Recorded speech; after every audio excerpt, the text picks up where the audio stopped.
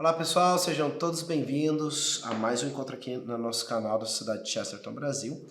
E eu estou aqui nesse encontro querendo dar continuidade a um tema, tá? Ainda que se você ainda não viu o outro vídeo, você já vai entender do que eu estou querendo falar, mas a experiência vai ficar mais rica se você conjugar uma coisa com a outra, certo?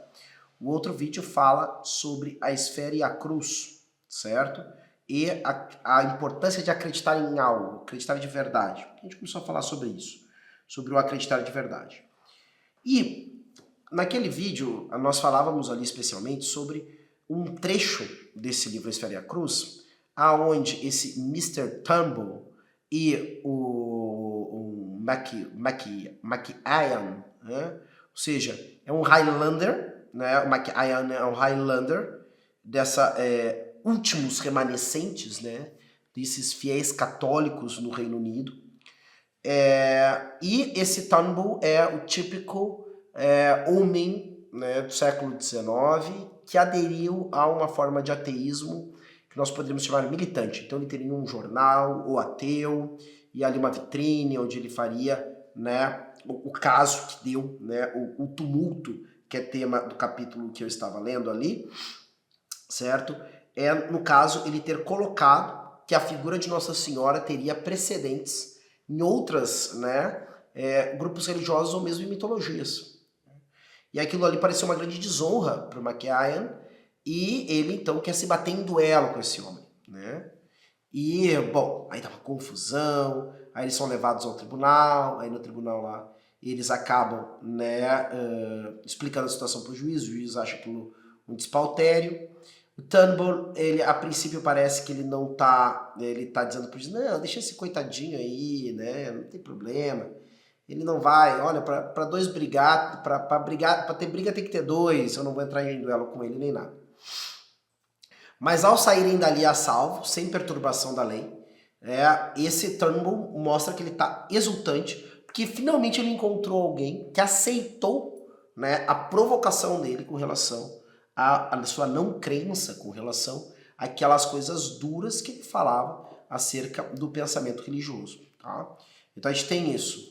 E aí é interessante porque eu tenho dois caras que a princípio são muito diferentes, de tudo que eu conheço, assim, em relação olha, eu já não é óbvio, né, que um ateu, né, militante e um católico, né, que até a princípio pode parecer para nós alguma coisa de meio que fanático.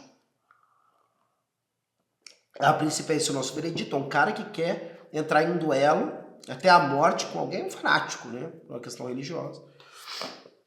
Então nós poderíamos dizer que nós estamos diante de um homem e o seu nêmesis, independente do olhar que eu posso ter, né? Independente de onde eu partir, parece que esse homem é o seu, esse religioso é para esse ateu, e esse ateu para esse religioso como arqui-inimigo, né? Um para o outro. E, de alguma forma, o que Chesterton nos propõe, parece que nos propõe assim, é que na verdade o religioso não é o grande inimigo do ateu, nem o ateu é o grande inimigo do religioso, né? Mas o grande inimigo dessas duas figuras, como de todas as figuras que creem, certo? É justamente este homem indiferente, né? Esse homem que se congratula na sua heresia. Ou seja, nós temos essa, desde muito tempo, não é algo novo, a ideia de que muitas vezes até mesmo o Estado considerou razoável punir quem desviasse o pensamento religioso ou moral das pessoas numa cidade. Um exemplo bem banal que vocês já devem ter ouvido por aí é acerca da morte de Sócrates. Banal é conhecer a figura de Sócrates, ouvi falar dele, tá? De como ele morreu e tudo mais. Eu não acredito que isso é algo que todo mundo saiba. Mas o que acontece? Uma das principais acusações contra Sócrates, enquanto ele era julgado, era a situação de que ele corrompia, de alguma forma levava a uma espécie de ateísmo os jovens ou as pessoas que entravam em conversação com ele. E isso porque ele, né, questionava a maneira como, né, eram apresentadas muitas vezes as figuras divinas nos mitos, certo? Ou na poética. Mas de forma alguma era em si Sócrates um ateu no sentido e na compreensão atual da palavra. Porém, as suas ideias foram consideradas em algum grau perigosas ou mesmo, né, que desvirtuavam o espírito da cidade, e ele é condenado a tomar cicuta. E assim vai haver outros exemplos, muitas pessoas vão citar de maneira bastante previsível a Inquisição, mas o que está por trás dessas coisas todas? O fato que eram homens que percebiam, né, apesar dos limites na prática da defesa dessas verdades, que a vida se torna mais insossa quando as pessoas não acreditam de fato naquilo, né, que elas têm como credo, como religião. Por exemplo, se eu pergunto para alguém qual é a sua religião. Bom, hoje em dia várias pessoas dizem que não tem religião, é muito comum as pessoas inclusive falarem, né, de espiritualidade ou coisa do tipo. Eu tenho a minha conexão com Deus. O que ela significa com isso? Dá um passeio no parque no fim da tarde, cantando, assoviando. Ela come um chocolate batendo palma. Não sei o que ela faz, certo? Ela faz alguma obra de misericórdia para alguém, ajuda um pobre, algo do tipo. Bom, a pessoa não define o que é aquilo ali, né? Mas o fato é de que a vida é tocada, ou pelo menos a vida se toca, quando nós temos, ou pelo menos a consciência de que você está fazendo isso, quando nós temos clareza, né, do porquê nós nos movemos e o que nós buscamos. Né? Quem eu quero me tornar? Em que lugar eu quero chegar? E a partir de que meios? E que mundo é esse que eu imagino que vai me possibilitar essas coisas todas? Né? Ou seja, o que é o mundo? O que sou eu? O que são os outros? Por que eu estou aqui? E essas perguntas todas, certo? Só que, é claro, isso aí é bastante difícil, não é uma barbada, as pessoas não encontram essas respostas muito tranquilamente. Até porque a aquisição de alguma coisa nesse sentido, em qualquer uma dessas respostas, para ela ser coerente, tá? Ela vai empenhar a tua vida, certo? Ela tem que empenhar a tua vida, porque afinal de contas, eu realmente percebo quanto alguém acredita em alguma coisa quando eu enxergo o nível de comprometimento dela. Há uma piada que fala, né? Qual é a diferença entre colaborar e comprometer-se? Bom, a galinha colabora com os ovos do café da manhã, mas o porco se compromete com o bacon, né? Ou seja, eu preciso perder um pedaço de mim, eu preciso dar alguma coisa que eu não tenha facilmente de volta ou não bater nunca mais. Eu tenho que fazer um sacrifício. Por isso a ideia de sacrifício está tão metida, né, em todas as religiões. Hoje, refletindo sobre o livro de Jó, né, numa aula que eu estava tendo, aparecia esse fato. Jó, no primeiro momento ali do livro de Jó, aparece Jó com... Jó tem uma vida muito boa, é um homem muito rico, essas coisas todas, né? E aí Jó, então, ele oferecia sacrifícios por ele e pelos filhos. Por quem sabe os filhos não tivessem cometido algum pecado. Então Jó ia lá. E aí, claramente, isso é um aspecto sacerdotal da personalidade de Jó, né?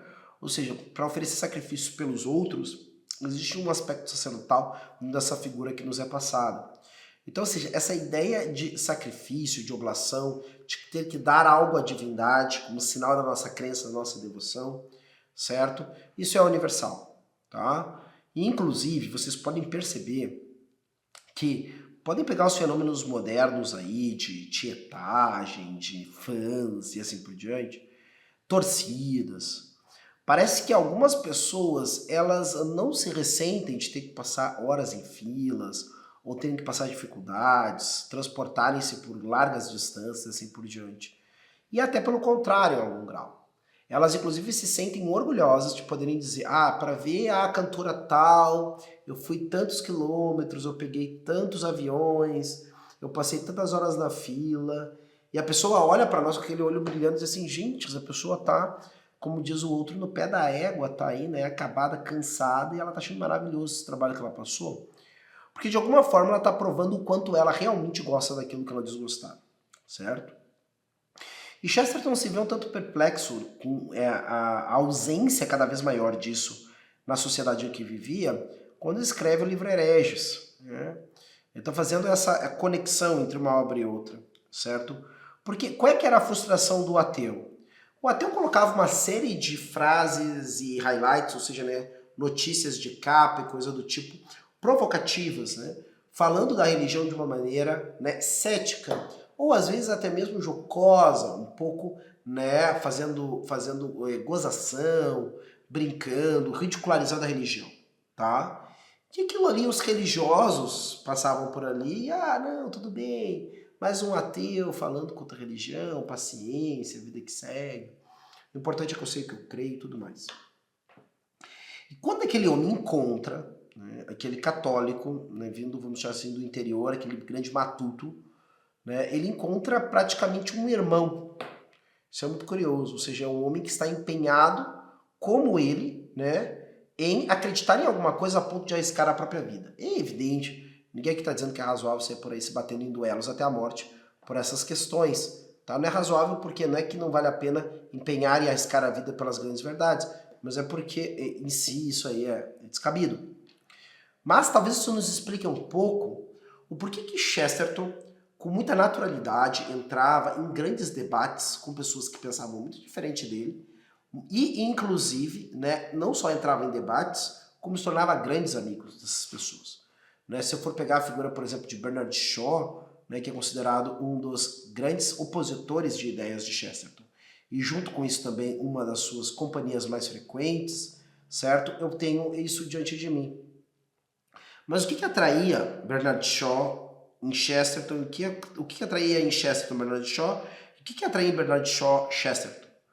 E eu acredito que é algo está explicado a nós nesse cenário que nos é dado nesse livro. Nós temos dois homens que realmente têm uma grande convicção naquilo que pensam, né? Naquilo que professam. E acabam envolvendo a própria arte, né, que lhes é própria nisso. Se for olhar, mais de uma peça e algumas das melhores peças de Bernard Shaw tem sempre algo daquele pensamento de fundo dele, do homem cético, do homem, né, que ajudou a fundar a sociedade fabiana, né, com a coisa, né, que é esse socialismo lento, aos poucos, através de mudanças graduais das instituições, algo muito ao espírito inglês e assim por diante, né? Então você tem esse quadro desses homens, né, que empenham a sua arte, o seu discurso, a sua palavra, que é um dos seus principais instrumentos. Se for olhar Chesterton, Chesterton é semelhante a uma outra grande figura da história inglesa, que é Churchill, né? Um homem que coloca a língua inglesa ao seu lado, como se arregimentasse a língua inglesa como um soldado a um batalhão a mais para sua causa. E não é de surpreender isso, porque nós temos um Churchill depois ganhando o prêmio Nobel e assim por diante, um homem que conscientemente trabalhou para ter uma grande, né, escrita, né, na língua inglesa, certo? Agora, Chesterton, quando morre, também é anunciado por um autor britânico como, né, como se estivesse anunciando a morte de um papa. Morreu o papa da língua inglesa, agora o novo papa da língua inglesa é tal autor. Né? Praticamente assim que ele fala. Ele fala em papa, mas diz, olha, morreu o maior, né, escritor em língua inglesa vivo, agora esse lugar é de tal pessoa.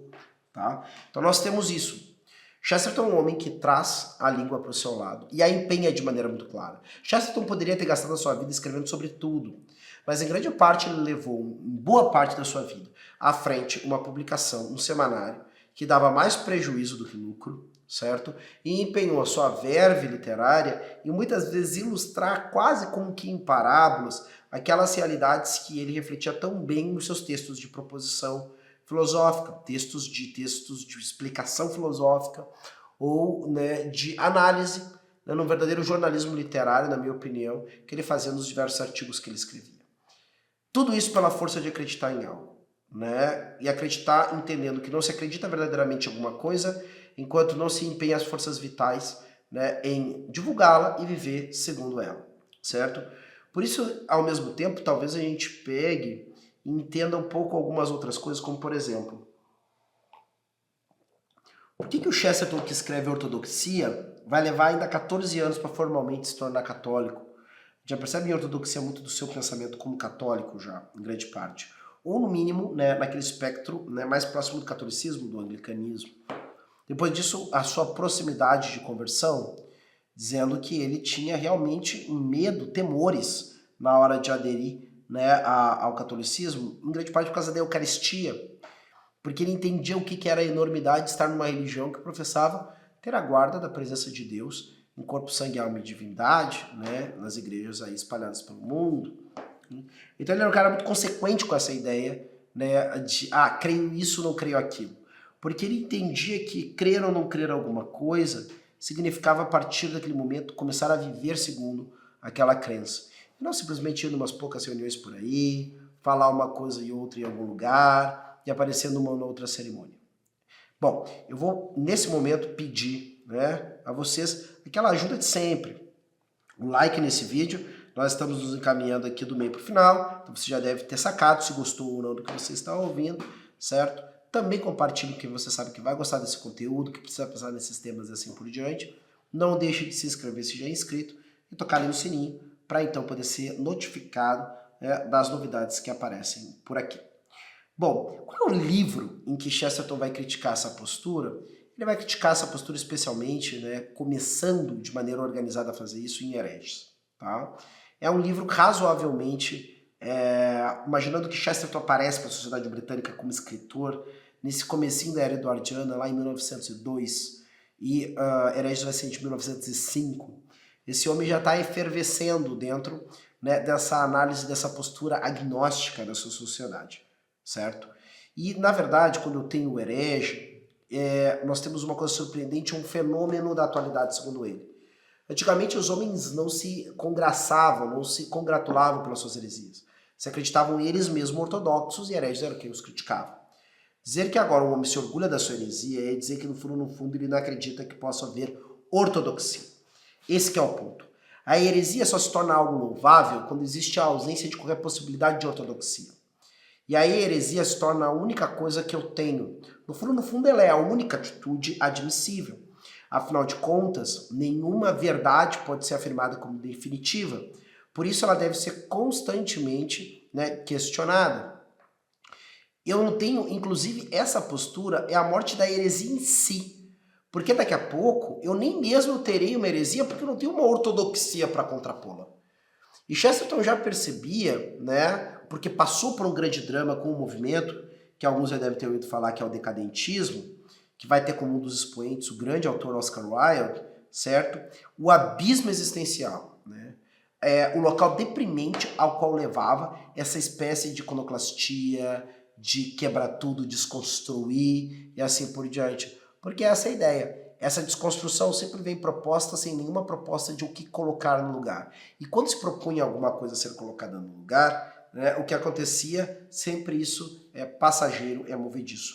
Por isso que a gente propôs, tá? Isso é importante, eu acho que em grande parte a gente pode pensar que o empenho filosófico de Chesterton, o seu discurso, esteve envolvido com o fato dele, né, entregar isso. Ele dizia isso. Olha, tem gente que dá a vida pela pátria e isso é exigente. Tem gente que dá dinheiro pela pátria, bom, e isso já é bem mais palatável. Porém, eu quero ver quem é que vai dar a verdade pelo país. Quem vai se sacrificar pela verdade. E pegando esse esteio, nós temos esses 3 pontos. Hereges, né? Ortodoxia, que é então a resposta à provocação. Eu vou me preocupar com a minha filosofia pessoal quando o Sr. Chesterton apresentar a dele, e ele então apresenta. Ele inclusive fala isso na introdução do livro, certo? E por fim, o fechamento, a conclusão e a encarnação da ortodoxia chestertoniana com o Homem Eterno, em 1922, onde ele apresenta, né, a sua verdade fundamental como um homem, que não é um mero animal, e a verdade fundamental que lastreia, que baseia o homem, que é o Cristo, que sendo homem não é um mero homem, mas é Deus. Ele vai tentar fazer essa argumentação que, segundo C.S. Lewis, que foi um dos maiores apologistas do século XX, vai ser o livro mais impactante de apologia cristã que ele já leu. Então nós temos esse quadro diante de nós.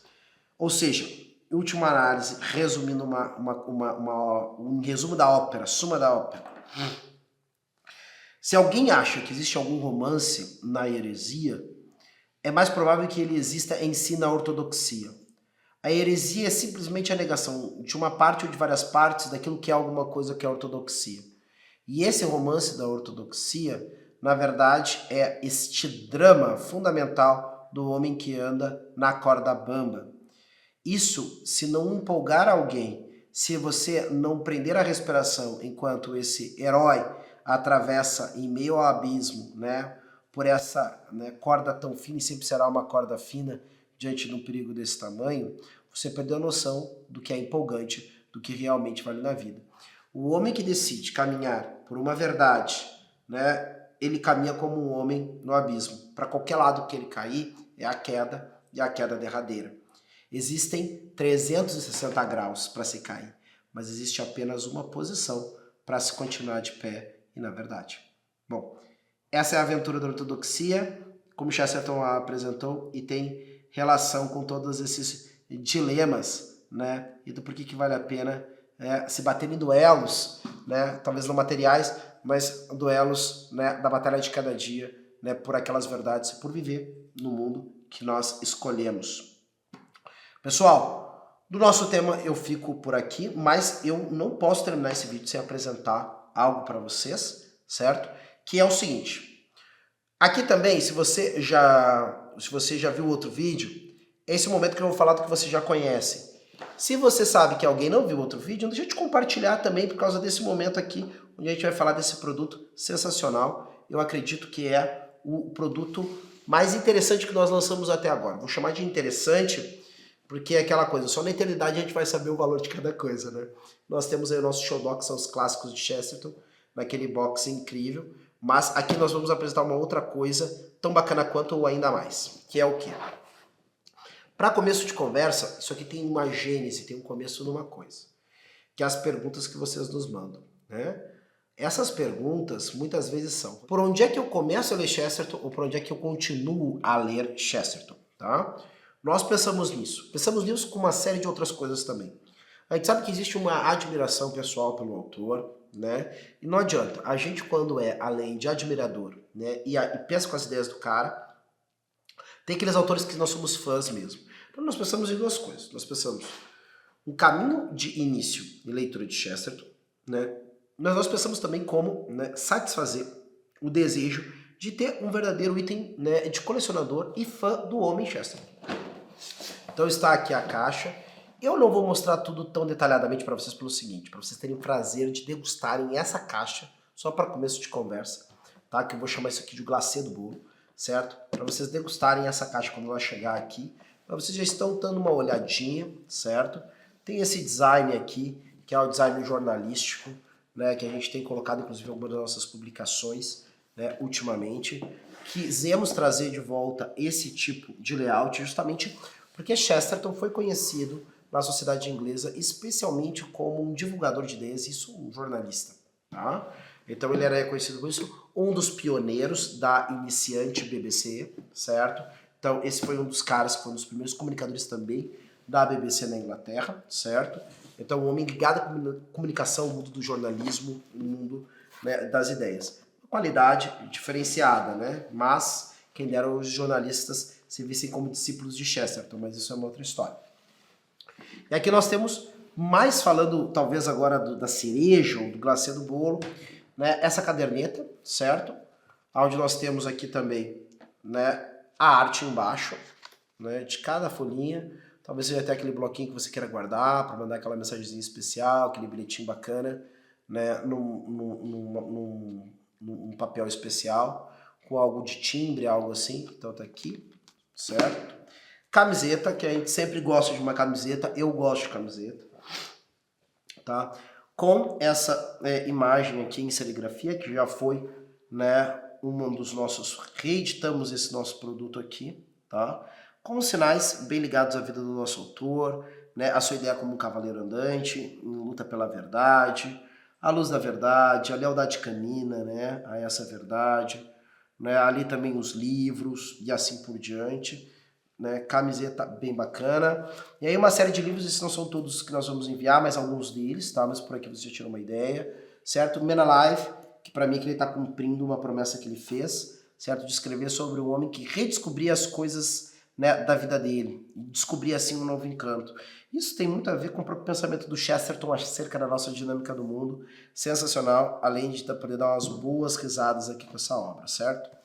O homem que sabia demais dentro desses eixos, né, dessas histórias de personagens que caminham por uma aventura que no fundo é a descoberta a mais, né, a mais do que meramente a demanda material da aventura.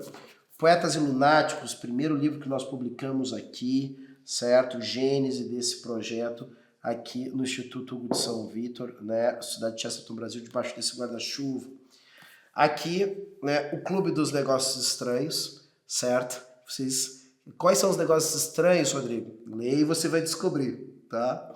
Mas tem a ver, o título tem toda a relação que você vai encontrar ali.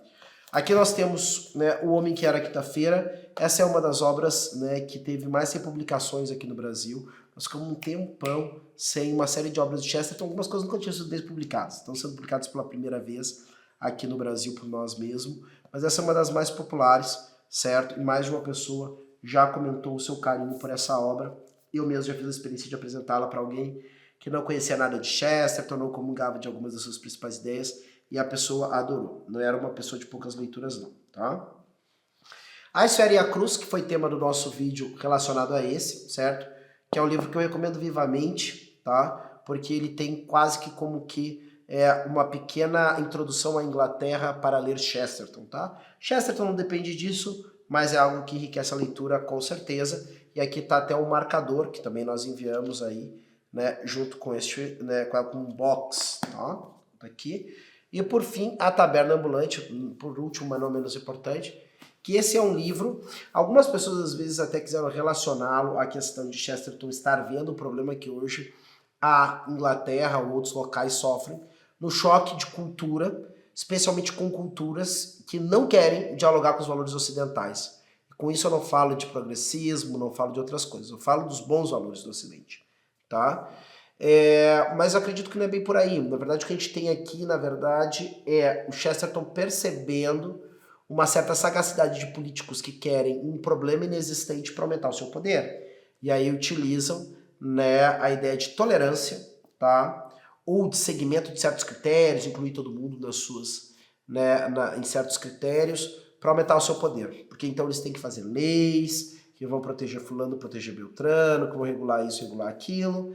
E aí, feita a lei, né, se estabelece, né, um limite. Enquanto mais leis, menos liberdades individuais, diria-se que é mais ou menos essa regra. E Chesterton faz isso de uma maneira muito bacana. Aqui ele fala da aventura, né, de dois sujeitos, um taberneiro e um soldado, em busca de manter essas liberdades inglesas através de uma instituição muito inglesa, que é um pub, né, levando ao país, certo afora, deste lado, o aguardente, caso é rum, se não me engano, aqui está perguntando para minha equipe de apoio, certo? Rum e cheddar, para quem não sabe, o queijo cheddar, uma grande peça de cheddar, certo? E aí, e cheddar, para quem não sabe, é um queijo de origem inglesa, tá? E é interessante, Rodrigo, mas não deveria ser cerveja. Bom, quero lembrar vocês que, na verdade, os locais de bebida populares na Inglaterra surgiram geralmente com aguardentes dos mais diversos tipos. Gin e rum entre elas, tá? Coisa dos pubs surgiram depois com a iniciativa do governo de tentar oferecer uma bebida alcoólica menos violenta para que a massa proletária não se destruísse, né, e destruísse suas famílias se encharcando, né, de álcool, seja de gin, seja de rum, seja de tudo isso, tá bem? Então é isso aí.